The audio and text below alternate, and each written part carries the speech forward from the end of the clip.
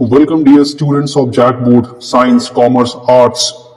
आज जैसा कि वादा किया गया था, हम हाजिर हैं फिर से आपके सामने लेके subjective questions flamingo poetry section से। तो फ्लैमिंगो का पोइट्री सेक्शन हम लोग देखने जा रहे हैं। आप ध्यान दें कि किस तरह से पोइट्री से क्वेश्चन पूछा जाएगा और हम कैसे उसको आंसर करें। तो बिना समय को वेस्ट करते हुए हम लोग बढ़ते हैं क्वेश्चंस की ओर।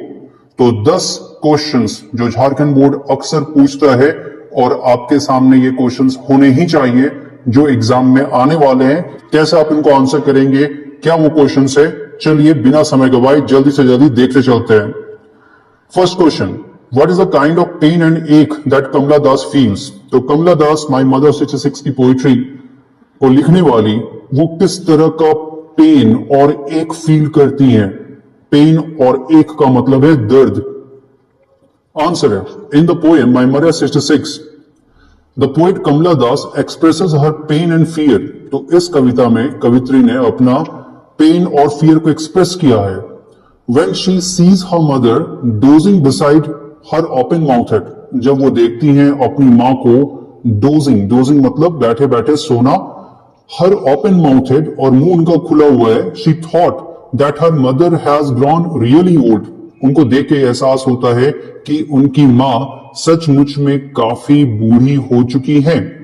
And she might not live long as she looked like a late winter's moon, और उनको ये भी एहसास होता है कि शायद वो ज्यादा दिन जीवित ना बचे क्योंकि वो लेट विंटर्स मून की जैसा दिख रही हैं। तो जाड़े का चंद्रमा खूबसूरत तो होता है पर कुहासे के कारण पीला और बीमार दिखता है। ठीक वैसे ही यहाँ पे भी कवि की माता जी खूबसूरत तो है पर बुढ़ापे के कारण वो उतनी सुंदर नहीं दिख रही हैं। This thought brings back her childhood fear, और ये सोच आते ही उनका बचपन का डर वापस आ जाता है।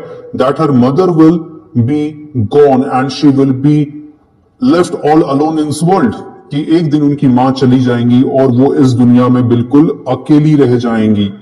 तो इस तरह से 3 नंबर के क्वेश्चन के लिए आपको कम से कम इतने शब्द खर्च करने होंगे और सटीक आंसर आपको लिखना होगा, तो आप 3 में 3 अंक प्राप्त कर सकते हैं। अगला क्वेश्चन है, what do the parting words मतलब होता है विदा होते समय का शब्द, of the poet and her smile signify. तो पोएट जब अपनी मां से विदा ले रही थी उन्होंने क्या कहा और उनके मुस्कान का क्या अर्थ है। आंसर देखते हैं। At the end of the poem Kamala Das says see you soon Amma. तो पोएम के अंत में पोएट कहती है अम्मा फिर तुमसे मिलती हूं। And she passes a long smile, और वो जो है एक लंबा सा मुस्कान देती है, a long smile. Here we understand that the poet was trying to hide her pain and fear, और यहां हम समझते हैं कि वो अपना दर्द और डर छुपाने की कोशिश कर रही है। किस बात का डर है और दर्द है? Of losing her mother behind her smile, कि उनकी मां शायद अब ज्यादा दिन जीवित नहीं बचेंगी क्योंकि वो काफी एजेड हो चुकी है। And she wishes to meet her mother once again when she returns back. और ये मुस्कान का ये कहने का अर्थ क्या है? तो ये कहने का अर्थ है कि वो विश करती, डिजायर करती कि जब वो वापस आए तो अपनी मां से वो दोबारा मिल सके। नेक्स्ट क्वेश्चन अलग पोएम से, describe the condition of the slum students. तो स्लम स्टूडेंट्स का कंडीशन पोएट ने कैसा दर्शाया है ये आपको बताना है। तो स्लम स्टूडेंट्स का मतलब है झोपड़पट्टी के बच्चे। द पोएट स्टेफन स्पेंडर, तो पोएट का नाम आप याद रखेंगे Stephen Spender, has drawn a pathetic picture. Pathetic मतलब बहुत ही दयनीय picture of the student studying in the elementary school of a slum. तो एलिमेंट्री स्कूल में जो बच्चे पढ़ रहे हैं उनका बहुत ही दयनीय चित्रांकन किया है कवि ने, स्टेफन स्पेंडर ने। The students are compared with rootless weeds, और इन बच्चों को कंपेयर कैसे किया गया? रूटलेस वीड्स के साथ।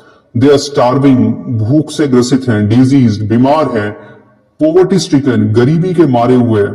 The poet wants them to be given a better environment and equal opportunity for education, और कवि चाहते हैं कि इन बच्चों को एक बेहतर माहौल मिले और उनको बराबर का मौका मिले जैसा कि अपर क्लास बच्चों को मिलता है, as upper class children gate.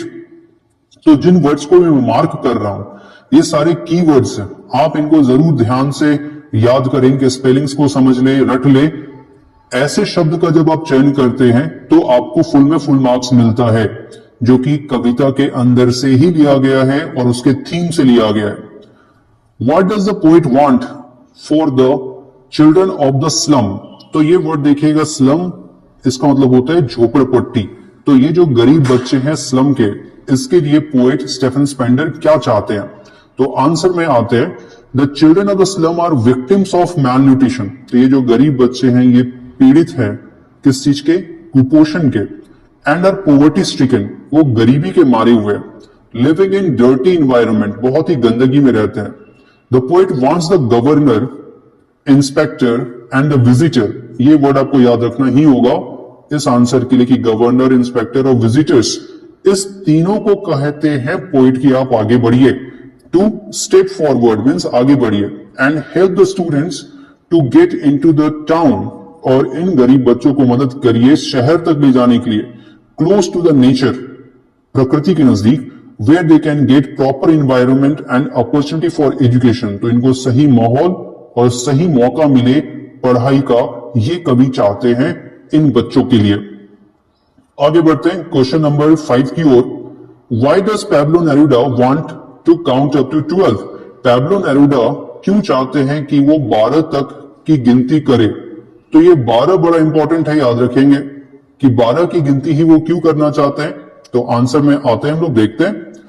The poet Pablo Neruda wants to count up to 12, कवि 12 तक गिनना चाहते हैं। And all of us to be silent and still, और साथ में ये भी चाहते हैं कि हम सब बिल्कुल साइलेंट भी हों और स्टिल भी हों, शांत और स्थिर हों। This will provide us a moment of introspection. तो इस कविता से कोई भी क्वेश्चन पूछा जाएगा, ये इंट्रोस्पेक्शन वर्ड आपको आमतौर पर यूज करना ही पड़ता है। इसका मतलब होता है आत्मचिंतन। तो जब वो 12 तक गिनेंगे, इससे हम लोगों को एक पल मिलेगा जिस पल में बैठ के हम आत्मचिंतन कर सकेंगे।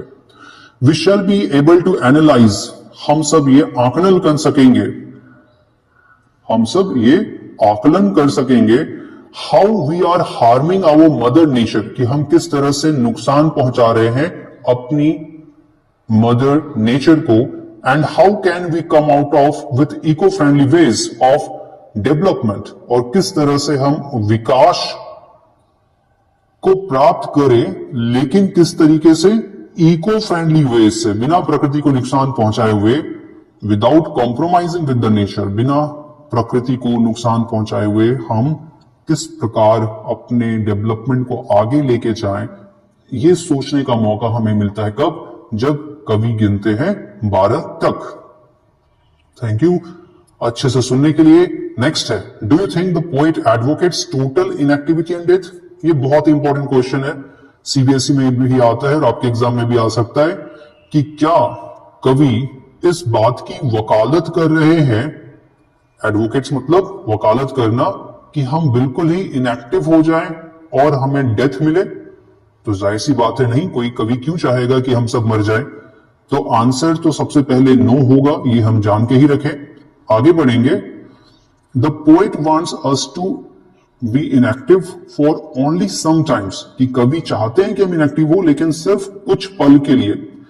अंटिल काउंट्स अप टू 12, जब तक वो 12 नहीं गिन लेते तब तक सिर्फ हम लोग इनएक्टिव रहे।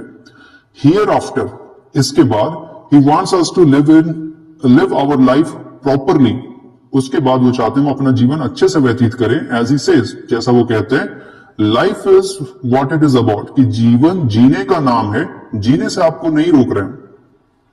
All he wants from us is to introspect, और हमसे वो जो चाहते हैं वो सिर्फ ये है कि हम आत्मचिंतन करें। How to make the world a better place to live in without disease, war and death, कि किस तरह से ये दुनिया एक बेहतर जगह बन सके, बेटर प्लेस बन सके, जहां पे ना तो कोई रोग हो, ना कोई युद्ध हो, ना ही मौत हो, ट्रक भर भर के लाशें ना जाएं, जैसा कि कवि ने कविता में लिखा है। क्वेश्चन नंबर 7 के लिए आते हैं। Do we experience things of beauty for short moments और do they make a lasting impression on us? तो ये थिंग ऑफ ब्यूटी पोएम से लिया गया है। तो कहीं पे भी आपको ब्यूटी वर्ड दिखता है तो आप याद रखें जॉन कीट्स को और थिंग ऑफ ब्यूटी को कविता के संदर्भ में। तो क्या कवि ऐसा कहते हैं कि हम खूबसूरती कुछ पल के लिए ही महसूस करते हैं क्या, या फिर ये हम पे एक लंबा इंप्रेशन छोड़ता है? आंसर आते हैं in the very starting lines the poet John Keats has said, तो कवि ने बिल्कुल शुरुआत में ही कह दिया है, a thing of beauty is a joy for ever. ये लाइन आपको याद करना होगा थोड़ा, कि कोई भी खूबसूरत चीज वो हमेशा हमेशा की खुशी देती है हमें। It's loveliness increases and it will never pass into nothingness, और समय के साथ इसकी खूबसूरती बढ़ती ही जाती है, ये कभी नथिंगनेस मतलब समाप्ति की ओर नहीं जाती। It clearly means that a thing of beauty makes a lasting impression on us and it is not short lived. तो इसका साफ ये अर्थ होता है कि कोई भी खूबसूरत चीज या खूबसूरती वो एक लास्टिंग इंप्रेशन हमारे ऊपर बनाती है, और ये शॉर्ट लिव्ड मतलब क्षणिक नहीं होती है, मोमेंटरी नहीं होती है। क्वेश्चन नंबर 8 की ओर आते हैं, what do the road side stand people offer to sell? तो रोड साइड स्टैंड पीपल क्या बेच रहे हैं?